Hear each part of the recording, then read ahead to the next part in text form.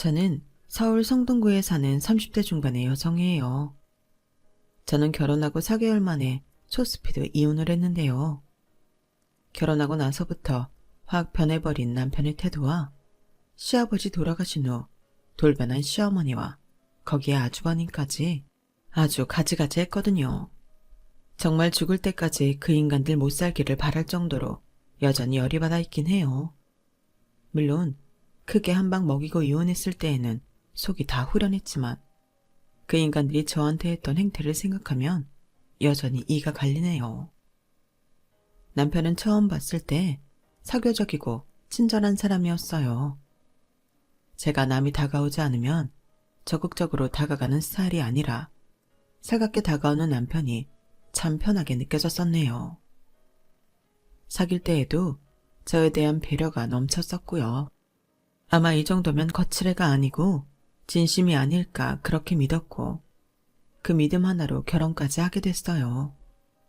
시댁에서는 시아버지께서 나서서 저를 따뜻하게 맞아주시고 다른 집 귀한 딸이 왔다며 참 좋아하셨어요.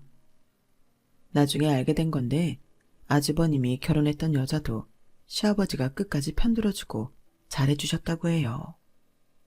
그런 시아버지는 시댁에서 누구도 넘볼 수 없는 권력자였고 시아버지 말 한마디에 시어머니도 아주버님도 그리고 남편도 꼼짝 못하는 분위기였어요.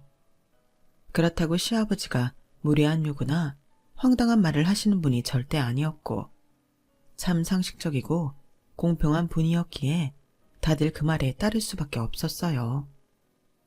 저도 그런 시아버지가 의지가 됐고 좋았어요.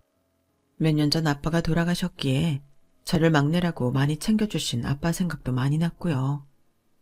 신혼여행 다녀와서 처음 시댁에 갔을 때도 시아버지는 손수 장을 봐오시고 메인 요리인 찜닭은 직접 하셨다고 했어요. 찜닭은 제가 잘 먹는 음식이었고요. 우리 세아가 오늘 우리 집 음식이 입에는 맞냐? 정훈이 말로는 세아가 찜닭 좋아한대서 특별히 준비했다. 너무 맛있어요, 아버님. 나중에 요리법 가르쳐주세요. 그리고 제가 온다고 이렇게 손수 음식까지 해주시고 어찌할 바를 모르겠네요. 정말 감사해요. 네가 우리 생각해서 결혼 전부터 건강식품에 한우에 굴비에 얼마나 갖다 줬니? 그런 게 자기 잘 보이려고 한다고 해서 그렇게 신경 쓸 수 있는 거 아니다. 생일에 어버이날까지 챙긴 거는 정말 마음이 있는 거지.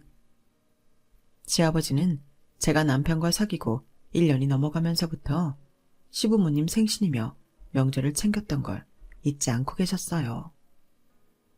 부디 너희들은 끝까지 사이좋게 잘 살았으면 좋겠구나. 시아버지는 그렇게 말씀하시면서 인자하게 웃으셨어요. 아주버님과 시어머니 때문에 못 살겠다며 이혼한 큰며느리 생각이 많이 나시는 것 같았어요.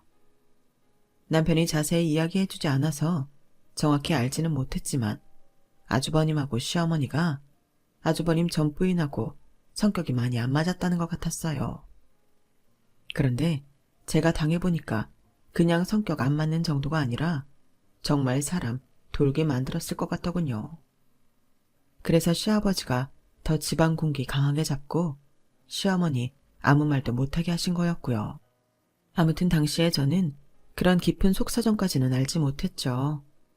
그저 주변에서 들었던 지독한 시댁이 아니라는 사실에 굉장히 마음이 놓였고 시아버지가 정말 좋으신 분이라는 걸 어디에나 자랑하고 싶을 정도였으니까요. 하지만 제가 결혼하고 한 달이 좀 안 됐을 때 시아버지는 갑자기 돌아가셨어요. 사람 인생이라는 게 이렇게 덧없이 끝나는구나 싶어 황망했고 저에게 잘해주셨던 시아버지가 이렇게 하루아침에 돌아가시는 걸 보고 많이 슬펐었네요. 그리고 그 슬픔이 다 가라앉기도 전에 남편과 시댁은 점점 변하기 시작했어요. 집에 늦게 오는 건 예사였고 어디서 술을 진창 퍼마시고 오지 않으면 집에 와서 술 마시며 TV 보느라 정신이 팔려 집안일은 하나도 도와주지 않았어요. 정훈씨, 오늘 빨래 안 말렸네? 이번 주 정훈씨 담당이잖아. 정훈씨, 안 들려? 빨래 이거 세탁기에 그대로 있어서 다 신내놔서 다시 빨아야 되잖아. 아우씨, 시끄러워 좀. 너 때문에 대사 하나도 안 들리잖아. 라며 버럭 소리를 지르는데 얼마나 놀랐던지요. 그걸 시작으로 남편은 저와 분담해서 하기로 한 집안일은 물론이고 저희 친정엄마한테 전화드리는 것도 걸렀고 매일 자기 하고 싶은 대로 행동하기 시작했어요. 무슨 말을 할라치면 시끄럽다 닥쳐라, 네가 뭔데 그러냐, 이런 험한 말이 날아오기 일쑤였고요. 제가 알던 남편은 가끔 욱하기는 해도 말을 험하게 하는 사람은 아니었기에 이게 다 무슨 일인가 싶을 정도로 어리둥절했어요. 상처도 많이 받았고 처음에는 다 내 책임 같기만 했죠. 그러다 보니 한 달도 안 돼서 남편 때문에 스트레스가 심해 위궤양에 탈모도 오고 불면증까지 생겨 고생을 하게 됐어요. 회사에서 갑자기 위경련이 일어나서 조퇴를 해야 할 지경이었으니까요. 그런데도 남편은 저한테 반찬이 부실하다, 제대로 하는 일이 없다, 이러면서 불평만 해댔어요. 나 지금 아픈 거 안 보여? 병원에서도 아무것도 생각 말고 아무것도 하지 말고 안정만 취하래. 그런 사람한테 지금 과일 안 사다 놨다고 뭐라고 하는 거야? 정말 이럴 거야? 야, 현대엔 위장병 없는 사람이 어디 있다고 그래. 하여간 되게 공주라니까. 어디 조금만 아파도 아주 죽는 신용이지. 야, 그랬으면 대한민국 국민 전체 다 병원에 입원했어. 시끄럽고 내일은 과일 사다 놔. 내가 과일 얼마나 좋아하는지 알면서 어떻게 과일을 떨어뜨리냐? 그러면 정훈 씨가 직접 사와. 아니면 배달을 시키던가. 요즘처럼 앱 주문 버튼 하나면 다 되는 세상에 왜 이래 정말. 그럼 네가 거기 누워서 주문 버튼 눌러. 손가락 뒀다 뭐하냐? 아주 남편은 부려먹으려고 만들어. 남편이 이런데 거기에 시어머니랑 아주버님까지 보탰어요. 시아버지 살아생전에는 그 기세에 눌려 아무 말도 못했던 양반이 마치 기다렸다는 듯이 잔소리를 하기 시작했는데요. 그 수준이 너무 하찮아서 오히려 열받았어요. 정말 별거 아닌 걸로 트집을 잡았거든요. 너 저번에 네 시아버지 살아있을 때 와서 반찬만 담았지? 그리고 과일 2번 깎고 방 1번 닦고 갔지? 그게 한 달 동안 너 여기 와서 한 거거든? 그거 오늘부터 한 달 동안 다 하는지 지켜볼 거다. 시아버지 돌아가셨다고 네 태도 변하는지 볼 거야. 너 전에 영광굴비도 제일 큰 거 20마리 사왔잖아. 그거 아래로는 선물 취급도 안 할 테니까 그렇게 알아. 그리고 내가 너 밥 3번이나 차려줬어. 오늘 네가 밥 차려주고 과일 깎아주고 커피 타주고 다 따로따로 해서 3번 설거지해. 정말 너무 유치해서 말이 안 나올 지경이었어요. 그래도 며느리가 시댁 가면 일하는 게 맞으니 그 정도야 제가 하고 넘어가면 되는 일이었어요. 하지만 옆에서 아주버님이 자꾸 제 신경을 건드리는데 그건 정말 짜증이 나더라고요. 사람 아픈데 움직여야 해서 힘드니 더 화가 나기도 했어요. 재수씨, 요즘 정훈이 먹을 과일도 잘 안 챙긴다며요? 사람이 그러면 돼요.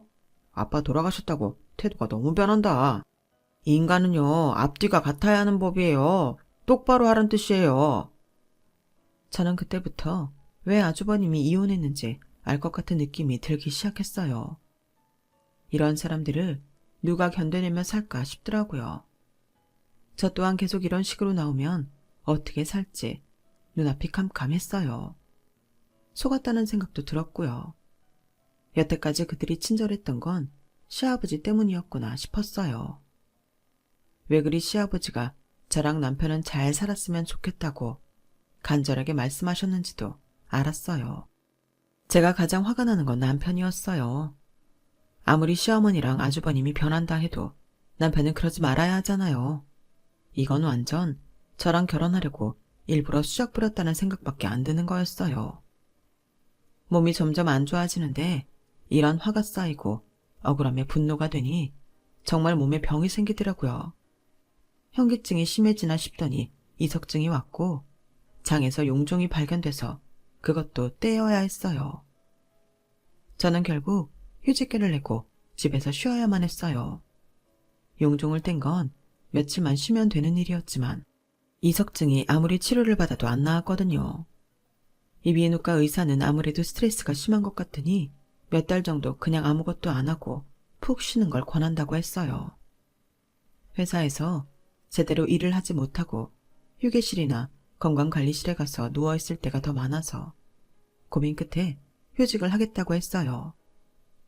그렇게 제가 집에 누워있어도 남편은 저한테 괜찮은지 묻지도 않았고 매일 TV를 크게 틀어놓고 영화를 보고 치킨을 시켜 먹고 팝콘 먹고 콜라 마시며 완전 자기 개인 영화관이라도 된 듯 거실을 썼고요. 그러니 저는 어지럽고 머리도 울리는데 얼마나 힘들겠어요. 그래도 단 한 번 신경도 쓰지 않던 사람이 어느 날 갑자기 다정하게 저한테 말을 건네더라고요. 정아야, 나랑 같이 바람 쐬러 나갈래? 오랜만에 맛있는 것도 먹고 내가 괜찮은 브런치 카페 예약했어. 웬일이야? 무슨 바람이 분 건데? 갑자기 왜 이래?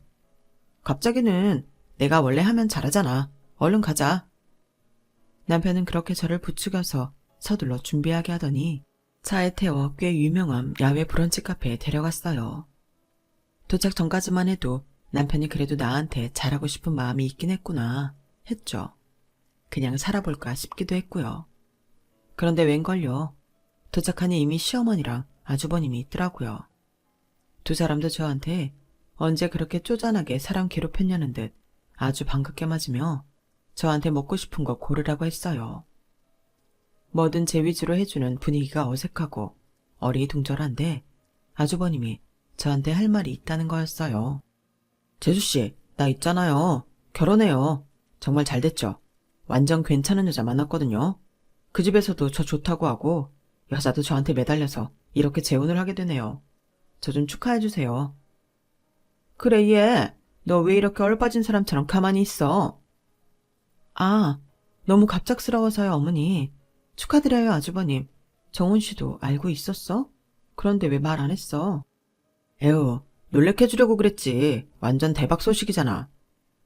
이게 저한테 대박 소식일 것까지 있나요? 듣자마자 축하한다는 생각보다는 그러면 아이는 어쩌나 하는 마음이었어요.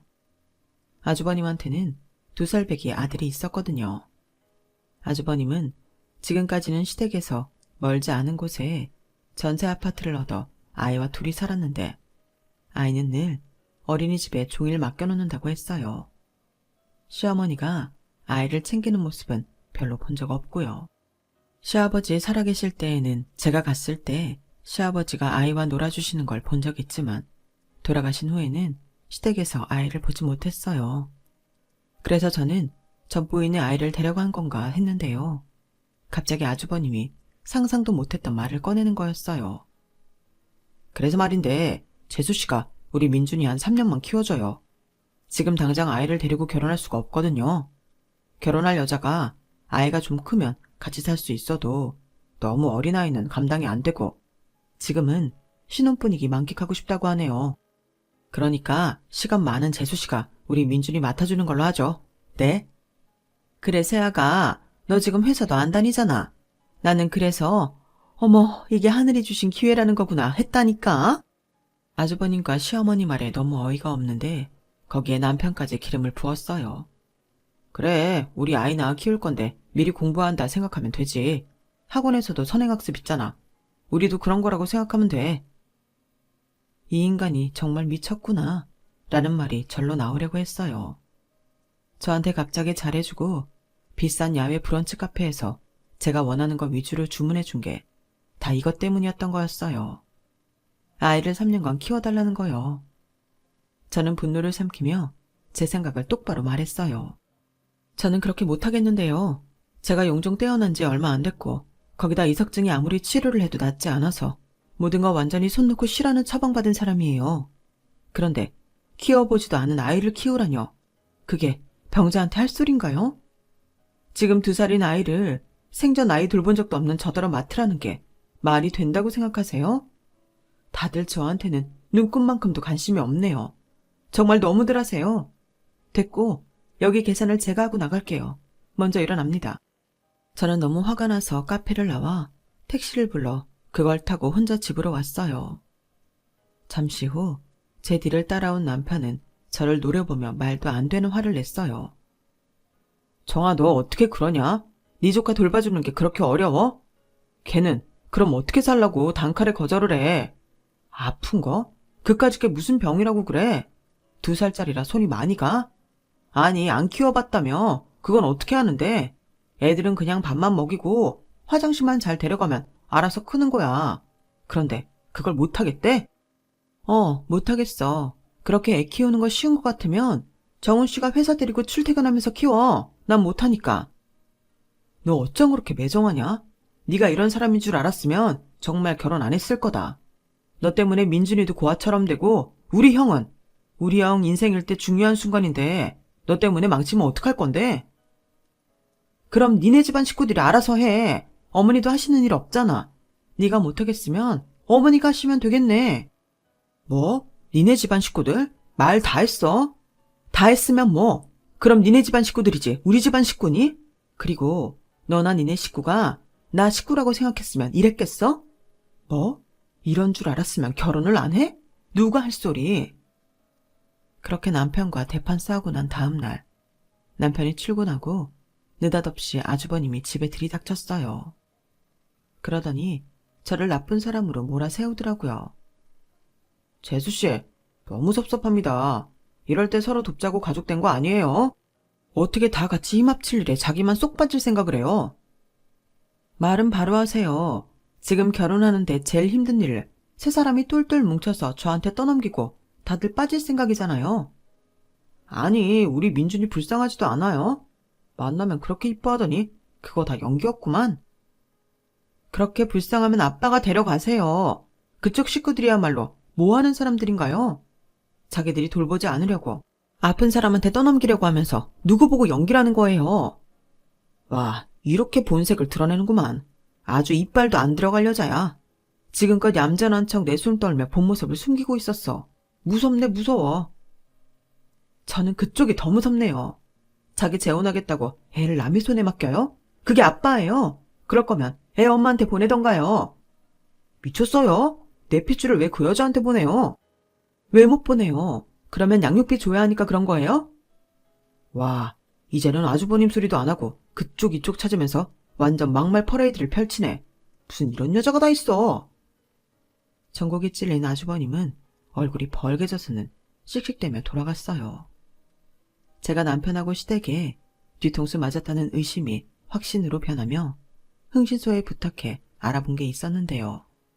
아주버님이 전 부인과 이혼을 하며 아이를 맡은 건 아이를 좋아해서도 아니고 자기 핏줄이어서도 아니고 양육비 보낼 게 아까워서 그런다는 걸 알았어요.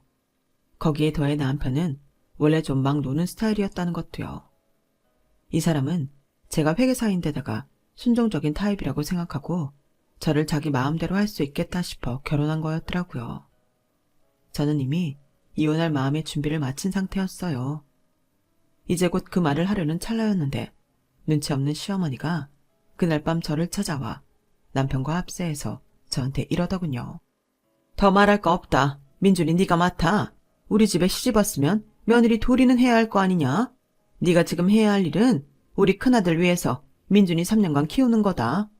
나 더는 말 나오는 꼴 못 보니까 못 키우겠으면 정훈이랑 찢어지는지 알아서 해.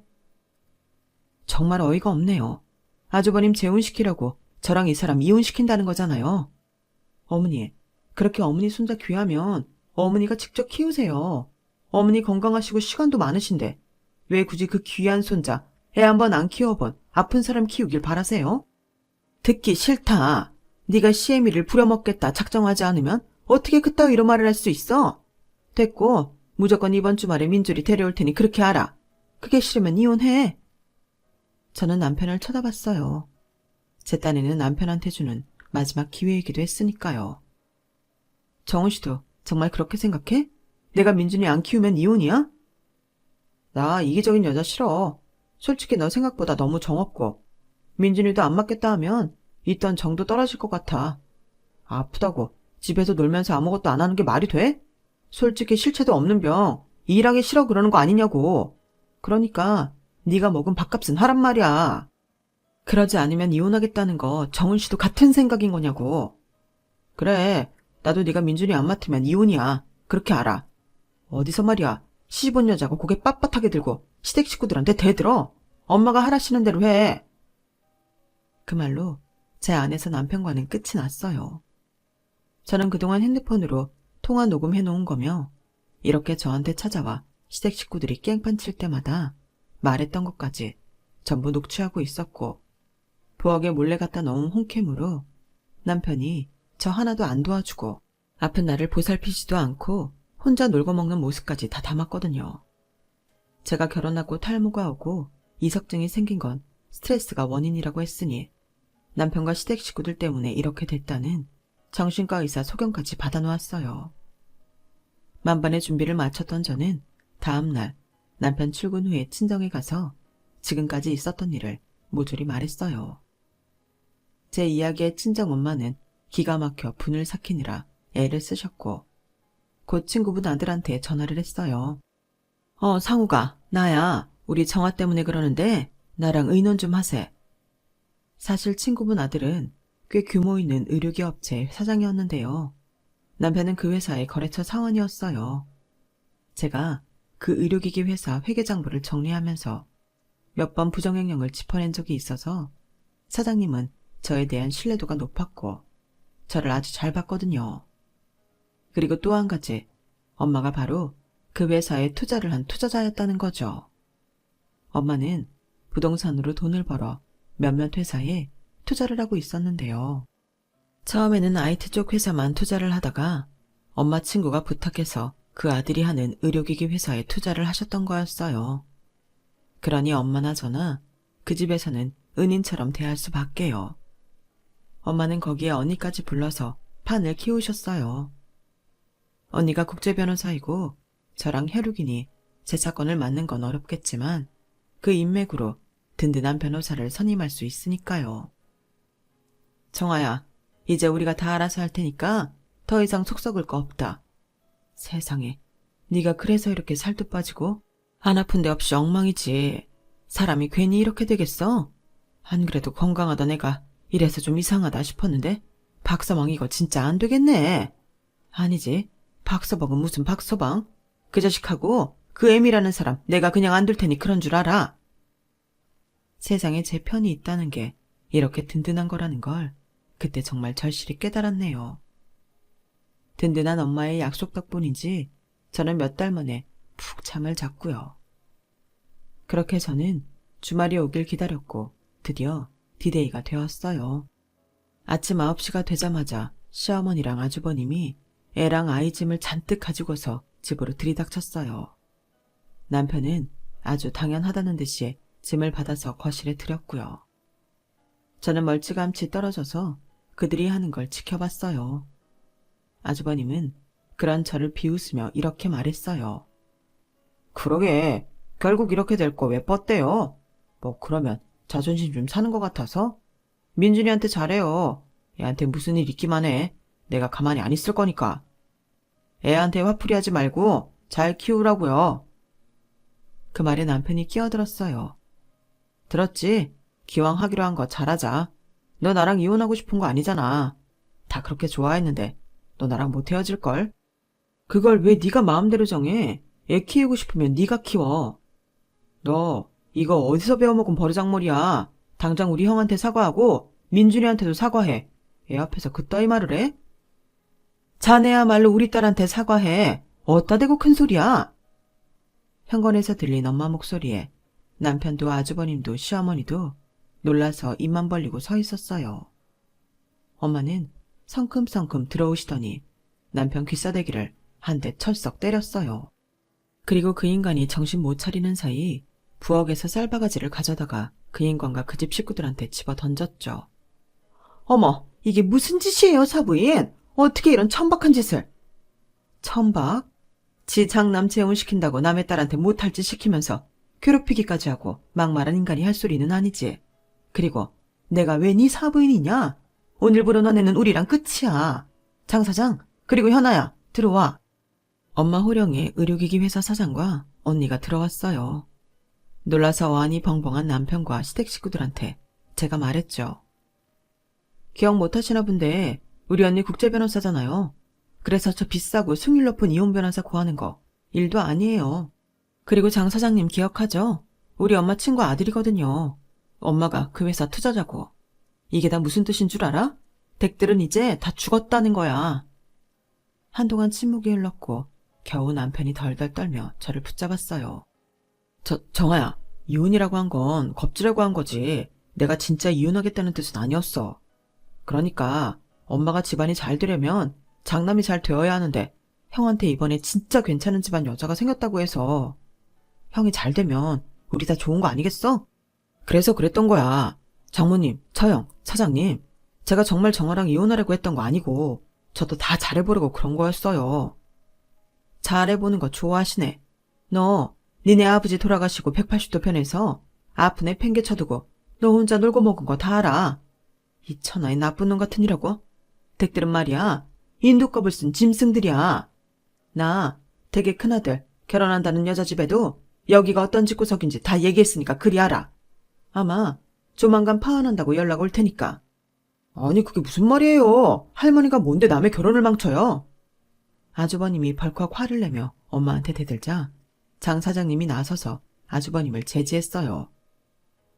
어허, 어디서 지금 나이 많고 약한 노인한테? 그리고 박정훈 씨, 당신 우리 거래처 회사 사원이지? 대리였나? 그 나이에 대리이기도 쉽지 않은데. 정아 씨가 뭐가 부족해서 저런 남자랑 결혼하나. 내심 아쉬우면서도 괜찮은 사람이니 하려니 했는데 결국 이렇게 됐네요. 내가 박정훈 씨에 대해서 당신 사장한테 얘기하면 좋겠어요? 아니면 순순히 물러날래요?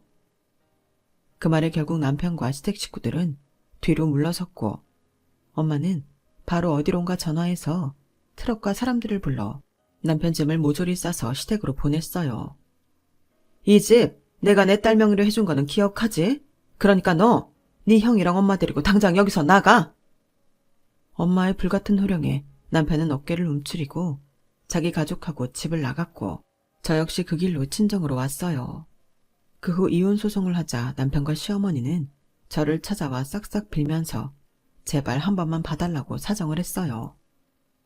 장모님, 한 번만 용서해 주세요. 제가 정말 잘못했습니다. 이제 안 그럴게요. 정아 고생 안 시킬 거고요. 정말 잘할게요. 처음 결혼할 때 약속했던 대로 제가 행복하게 만들어 줄게요. 예, 사돈. 이렇게 아이가 사정하는데 한번 봐주는 게 인지상정 아니겠어요? 며느라이야. 젊은 혈기에 그럴 수 있다지만 사돈께서는 어른이잖아요. 어른이 뭔가요? 아이들한테 본보기가 되어줘야 하지 않겠어요? 그러니 어른 대신 사돈이 한 번만 참으시고 저희 청운이 한번 기회를 주세요. 그 말에 저는 그동안 분노가 폭발해서 그대로 있을 수 없었어요. 저는 거실에 있던 물건들이 손에 잡히는 대로 그 인간들한테 집어던지며 소리소리 질렀어요. 뭐가 어쩌고 저째? 어른? 이봐요 아줌마. 댁은 그래서 어른이라서 나한테 그렇게 막대했어? 시아버지가 나한테 해줬던 것까지 손에 꼽아가면서 그것만큼 더 부려먹겠다 난리 쳤어. 어른이라서 당신 큰손자 내가 키워야 된다고 억지 부리고 안 키우면 갈라서라고 해놓고 왜 말이 많아. 그래서 내가 이혼하겠다잖아. 그런데 왜 이제 와서 지랄이야. 제가 완전 폭동을 일으키자 엄마가 화가 나서 이렇게 말했어요. 얘가 오죽하면 이러겠어. 당신이 뭔데 내 딸을 이렇게 망쳐놔. 댁들 더 큰 고생하고 싶지 않으면 지금 당장 내 집에서 나가. 나가라고. 아니면 콩밥 먹여버릴 테니까.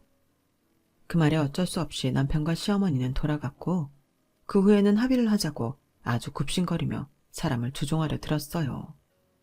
하지만 그동안 제가 억울한 게 너무 많아 그러지 못하겠다고 했고 결국 10여 개월의 소송 끝에 저의 승소로 결혼 생활이 완전히 끝났죠. 남편이 소송이 진행되는 동안에 자기 엄마랑 형한테 자기 인생 망쳤다며 난리를 쳤다는군요. 그러면서도 소송에서 이겨보고 싶은 마음은 있었는지 어디서 변호사를 구하기는 했는데 제가 선임한 변호사는 이길 수 없었고 결국 그 변호사도 이기지 못할 거라는 걸 알고 먼저 사임했고요. 남편은 눈물을 머금고 저한테 위자료를 물어줘야만 했어요. 그리고 자기 형과 엄마와 대판 싸우고 집을 나왔다더라고요. 하지만 이미 회사에 소문이 다 퍼져서 사람들이 다 피해서 결국 사표를 냈다네요. 그 이후 남편은 더 작은 회사로 옮겨 일을 했지만 월급이 적어 대리운전에 배달 알바까지 하며 힘들게 살고 있다고 해요. 아주버님은 여자 집에 싹싹 빌고 설득해서 결혼까지 잘 가나 했는데 그래도 이 집 구석을 믿지 못한 여자 아버지가 뒷조사를 했다가 저한테 했던 일이나 전 부인한테 못되게 군 게 다 들통나서 결국 파혼당하고 애 키우며 산다고 해요. 다니던 회사에서도 해고돼서 치킨집을 차렸는데 손님도 얼마 없다고 하고요. 남편은 지형은 쳐다보지도 않고 산다고 해요. 자기 인생 망쳤다나요? 그런데 제가 보기에는 그 인간이나 그 형이나 50보 100보예요. 둘이 똑같은 인간이었죠. 그걸 알아보지 못했던 제가 멍청했던 거고요. 무서운 아버지 돌아가셨다고 그렇게 만만한 사람한테 함부로 하고 자기들 마음대로 이용해 먹으려고 했으니 저는 그 정도 벌은 받아도 싸다고 생각해요. 남편과 이혼하고 벌써 10개월이 되어가네요.